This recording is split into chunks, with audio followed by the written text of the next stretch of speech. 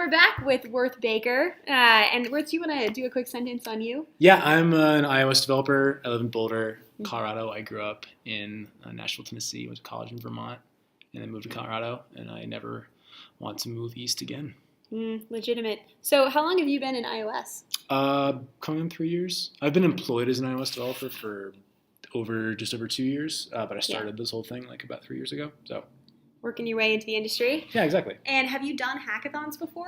I've done exactly one of them, but it was before I became an iOS developer. All right. So I just was like, I made the video, and I like helped with some of the design assets. You were very important, I'm sure. I got coffee. Yeah. Hey, no one can code without coffee. That's really this was much better because that one was like a 24-hour thing.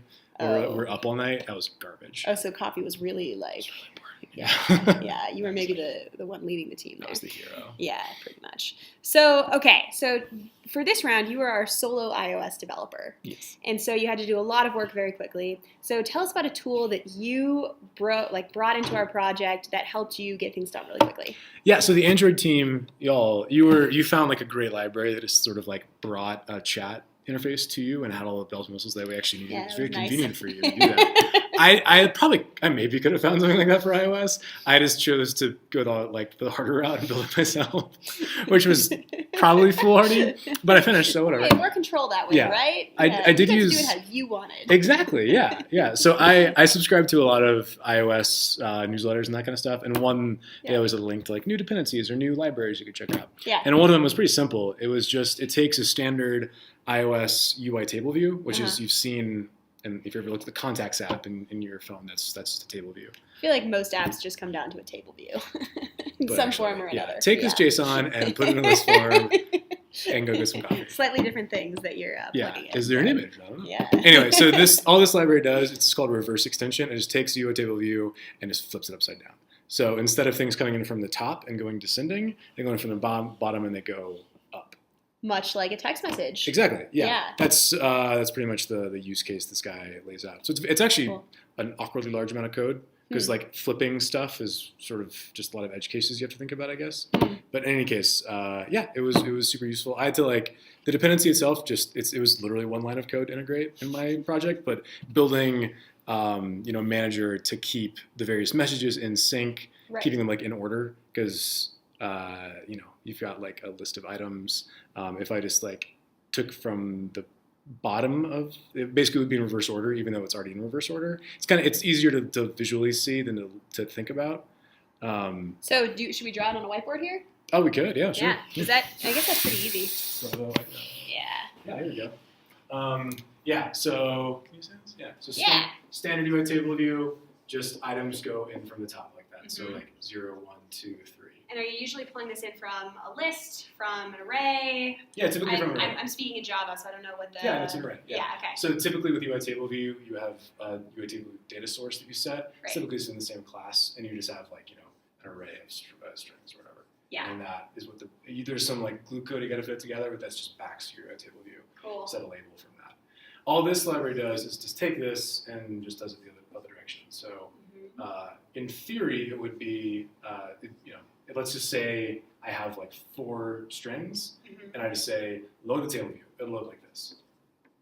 So you don't need to mess with with this at all. You don't need to mess with the code behind it. It's just going to do it for you. Sort of. The problem I ran into is we have we made a chatbot that had a prescribed list of things they're going to do. Correct. They're already in order. It's a list of strings. Basically a list of strings. Yeah. Loaded from JSON.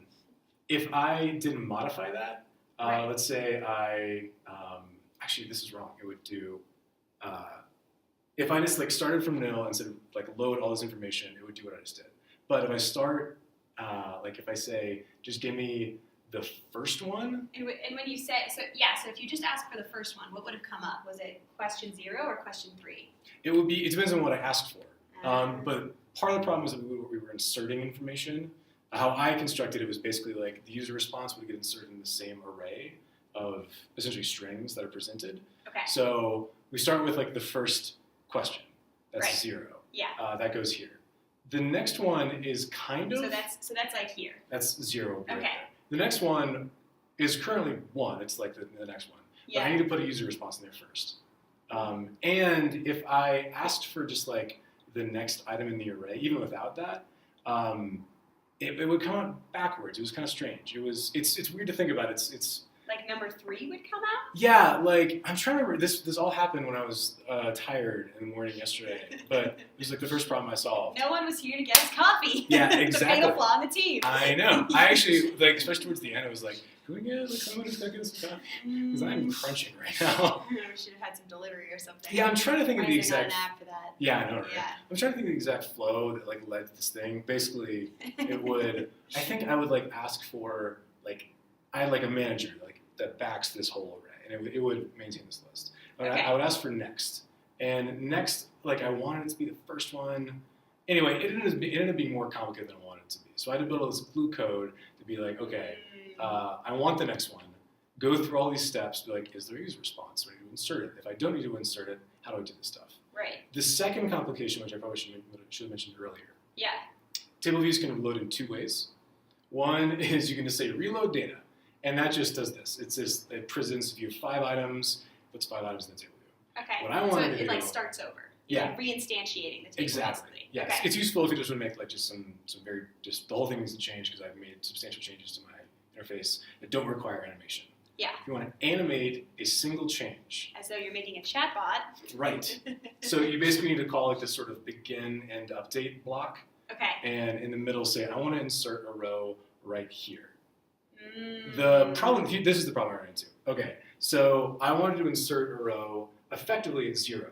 Right. But the row, 0 is there. So 0 is here. Yeah. 0 needs to then move here, Mm-hmm. sort of.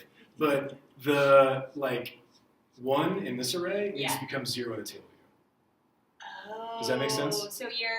So you have to. Okay, wait. Talk this out with me a little bit more. So basically, I have to keep track of effectively where the head is at all times. Like, what is the latest in my like backed? What's the 0 up here in the list? Essentially, yeah. And then also, how is it not 0 here? Right. So did you have to make a separate list to keep track of what was in here? Basically, yeah. Okay. So I had like just a standard immutable list of strings, Right. effectively. Which was this? Which was this. Okay. For like I present 0, and then I have a second array that I build over time that's visible items or something like that. Yeah. And that gets items appended to it over the course of the life of the app. Got it. That way I could append user responses. I could stick those in there. And I had to basically maintain an index. It was kind of a lot of like just boilerplate stupid code. But it ended up working pretty well. The only time you're really like thinking with stuff is like, okay, I have my current index in my actual backing string is equal to the last item in, no, I guess the first item in my like presented, right, as appended strings. Right. As I like build different user responses, like someone says yes, I have to insert that yes into my original array. What? At that index. So you're adding things to this array. Yeah, and this array. it ends up being okay because basically just say like, insert item at current index plus 1. Yeah. And it puts it in the right spot. And then I basically do some animations, reload it. That like second array that backs it. Right. The current index plus 1 that I just added in there Right. gets put at the front of that array. Then I reload this table view, and that user response gets put in there. Yeah. Is that I think I get what you're saying. Do you think that like opens up room for error? Oh, it When totally keeping does. Track of a lot Yeah, of absolutely. different, If it was more complicated, this like conversation manager that I built would Right. inflate. If there were, I suppose it would. The way I built it, I actually didn't end up touching a conversation manager once I had to do some things like once we built in like, hey, it's done. We need to build a URL and send it off to the server. That kind of stuff. It changed the scope of the conversation manager. Right. Once this stuff was done, it was actually pretty simple. Okay. But if you had more, I can't think of an example, but like more complicated, Yeah. like if there's So how did the tool that you brought in fall into this? What was it called again? The reverse tool? extension. How did ReverseExtension manage some of this? So if we were building like a Twitter client instead of a chat client, Okay. Twitter clients load, the newest item's always at the top. In Twitter. Yes. In chat, the newest item's always at the bottom. Uh-huh. So reverse extension just, instead of like the default for table view is loading stuff, like The zero's newest thing always is at the top. Yeah. And this extension just made 0 at the bottom instead of the top. Okay, so you didn't have to mess at all with the UI. So you still had to mess with the lists and like moving the data around. Yeah, but you didn't have to mess with the I UI. had to substantially adjust my data structure Yeah. to make sure that it because they're a table of views, it's supposed to be like an array. Mm-hmm. I'm messing with the way an array is supposed to work. It's really like it's still an array, but like I don't know. I can't think of an example, but it's just different than how an array typically works, where you append things to the end of an array instead of inserting them at the front. Got it. Yeah, so it's kind of like a first in, last out. I don't know. Yeah. It's a different kind of data structure that UI table views aren't built for, which is why I had to use this library, this extension, to just make the table view do that, and then completely rethink the way I thought about table views and like build this other glue code to make sure it actually functions properly. Cool. Yeah. And again, I'm familiar with Android, but in Android we have our XML files, which shows the UI, Yep. and then we have our Java files, which manages the logic. Yeah. So does this library, reverse extension, does it mess with your UI files, or does it mess with your classes? So I actually built the entire UI in code. I didn't do anything. So in Xcode you have Interface Builder, which is the same as your XML files. Okay. Interface Builder is a bit more visual. You're not often. It still like compiles down to XML. Right. But in Xcode you actually almost never mess with the XML because Xcode deals with that. If you touch so you're using like the design. Yeah. So you click and drag things. Yeah, you can drag things. You can like drag like outlets into your code. So like I have a button and like the button my code runs. It's all very visual. If you mess with the XML, things will break. But I actually didn't use any Interface Builder files, mostly because I find it easier just to think in code with this stuff. Right. So all my layout, all of my constraints, all that kind of stuff is built in code. But if I had used Interface Builder, it would have been just fine. Okay. Because so reverse extension doesn't mess with the UI, like the XML at all. You're just really pulling it into the actual code. Yeah, it may have been sort of misleading in Interface Builder. Yeah. In that like the table view still would have like looked like it was a regular one. Yeah. But when at runtime, it would have all sorted itself out. Yeah. All right, let's look at some code. Okay. Yeah, it's like brutally complicated. Yeah, how fancy is that? Super fancy. Okay, so this is reverse extension. So yeah, this is the library, and it's there. The README is pretty simple, but you can see this like GIF kind of reset itself. It's very similar to our UI actually. So whenever he adds plus, he's inserting an item at the front of his backing array instead of appending it to the back of the array. So like the thing that's at the bottom is always array, item at 0. Okay. Does that make sense? Yeah. So because he doesn't have to like deal with any interaction, this was probably very straightforward. Because no one was chatting back. No one's chatting back. Yeah. Yeah, exactly. Which is why you had to go into more depth when you were adapting this. Mm-hmm. But even still, like he probably had to have like an array. Actually, no, it was probably pretty straightforward. He just had like an array in his view controller, and whenever that plus button was tapped, he just grabbed. He definitely had a second array of all of these items that was probably normally ordered. And he probably had to maintain an index as to what array 0 in this list was mapped to, like in that static array. Yeah. Which index it mapped to. Does that make sense? That makes sense to me. Yeah. So when you first looked at this, what was the first step you had to take to pull this into your code? Is there an iOS version of a manifest? Sort of, yeah. So in iOS, we use something called CocoaPods. Okay. There's a few different dependency managers. There's CocoaPods, something called Carthage. They all have like various pros and cons. Right. CocoaPods is easy to get off the ground. It's a very pretty simple project. So CocoaPods, it's really straightforward. You install it with like, Homebrew or whatever. Yeah.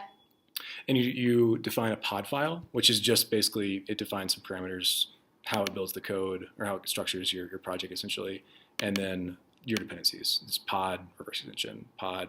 JSON's a JSON parsing library I use pretty often. Okay. So you just add this, you type pod install in your terminal, and it reads this pod file. It goes to a shared, sort of like an NPM style repository if you ever use JavaScript stuff. No. Yeah, so basically like CocoaPods maintains its own library of supported pods. Okay. Effectively. And this guy went to the trouble of like registering yeah. his extension with CocoaPods. So I can just type that. CocoaPods knows where to go, grab the code, download it. On his end, I can show you this actually. He has something called a pod spec right there. And this defines information on his end, like licensing, that kind of stuff, but also like what the latest version is, what kind of versions of iOS it can run. This can run back to iOS 8. where the source files exist in this repository, and sort of what, if they're Objective-C or SWIFT files. So that's kind of how it all builds together. Cool. And there's ways that you don't necessarily have to use the CocoaPods library. You can just like link to a supported GitHub page. But in general, like there's networking libraries and animation libraries that we typically just use CocoaPods for. Got it. And when you type in pod install, CocoaPods builds a workspace for you. Yeah. Xcode is the concept of like a project within a project, which is called a workspace. Xcode, yes. Yeah. Being the IDE, right? Yeah. So Xcode can basically like manage, like keep your dependencies in line for you. Right. So I have my code, and the next door to it is all this dependency code. And when I hit build, it just knows how to link things together for me. Perfect. It's pretty straightforward. Yeah. Yeah. At least it's straightforward from my perspective. The level of complexity that's involved with CocoaPods is probably really complicated. But they made it really simple. It's really great if you want to bring in third-party code. It's pretty simple. Okay, so you had to add it there. Yeah, and how so where I actually used the code was in Conversation View Controller. Uh-huh. You can see I imported ReverseExtension, and then all the code I had to do to set this up was basically just when I set its delegate, and a delegate, you're familiar with like the delegate pattern in coding? No, actually. Tell me more. So basically you define so I'm an object, Yeah. and I have behavior that I want to customize. Maybe I want to say, what color should I be? Mm-hmm. I don't want to define that. I don't want to hard code it. I have a default, but if you adhere to this protocol and you tell me about yourself, I'll ask you at certain points, what color should I be? And the other person would say back, you should be red. And then I'd be like, okay, I'm going to be red. And I would set that. Oh, so this is like as your code progresses, it asks you at the correct moment? Essentially, yeah. Yeah, okay. I can show you what it looks like. Yeah. So table views always have a data source, which is this backing, like that backing array always. It's a bit complicated with this, but that's typically it's called lazy var. yeah, that just means it's instantiated when it's first called instead of at init time. It's a really great construct. And the delegate, which I'll show at the bottom, it customizes behavior. But all I had to do was just this like reverse extension, and it set its delegate, and it manages the rest for me. That's all the code that I had to do with just to integrate this in my project. And it worked instantly. It was really pretty cool. That was it, like one line. Yeah. So the delegate code, just briefly, it's all the way down here.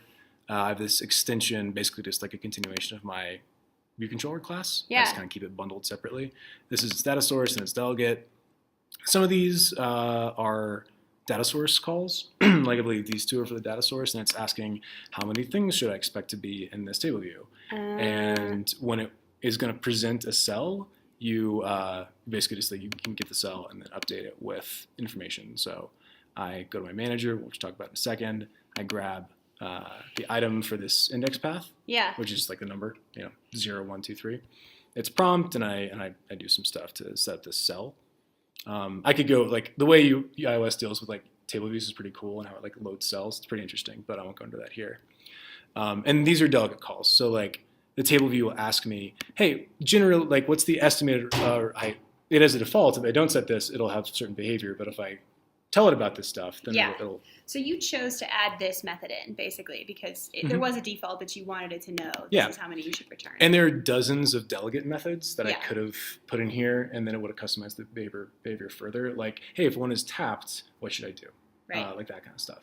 And that's like what this does. Is it basically says like size yourself based on your contents. Cool. So how big the text is. So so that's the table view stuff, and the rest of this is basically just like dealing with manager updates, and this is all like this was the entirety of the code for setting up the layout and the view controller. There's more elsewhere, but yeah. So do you have one final tip for anyone else who would want to make their own reverse table view loading chatbot? Dive deep on table views. If you're just getting started with iOS, as we mentioned earlier, lists are really important in most mobile apps. iOS has UI table views and UI collection views, which are neighbors. Okay. Get to know them. Like if you want to be an iOS developer and you understand deeply how to very quickly build a table view, build a collection view, populate it with information from the internet, or just a third-party source in some way. That's a lot of what it takes to become an iOS developer. Mostly because you get exposure to other parts of the frameworks. It's pretty generalized code.